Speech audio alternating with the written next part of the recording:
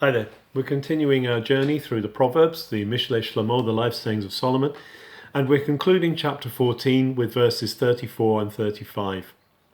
Verse 34 is a very well-known proverb saying that doing the right thing makes a nation great.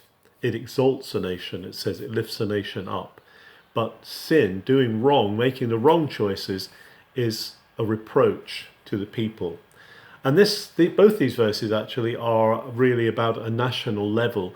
And it's important to remember that God has created nations, that nations exist and nations come and go, but God deals with us in nations as well. And therefore there's a sense in which a society, a culture, when it recognizes God, when it makes the right choices to put the right things in place, it not only honors God, but it also exalts the nation. It brings the nation forward.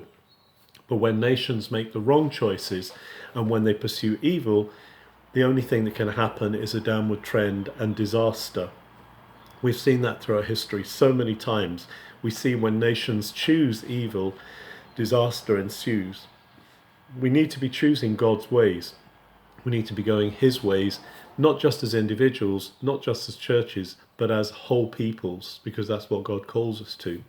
And then the last verse is basically saying that a ruler's favour will be upon those who are wise. If we serve the authorities with wisdom, if we bring our fear of God to the authorities, then there is favour. We can find favour. But actually, if we are intent on causing shame to those around us, and particularly if we're intent on causing shame against the authorities, then we can expect to have retribution put upon us. That's what the proverb writer is saying here. So let's pray for our nations. Let's pray for there to be the right choices made, choices that are godly, choices that please God, not choices that please men, but choices that go His way, who is the maker of all and the ruler of all the nations. Have a good day.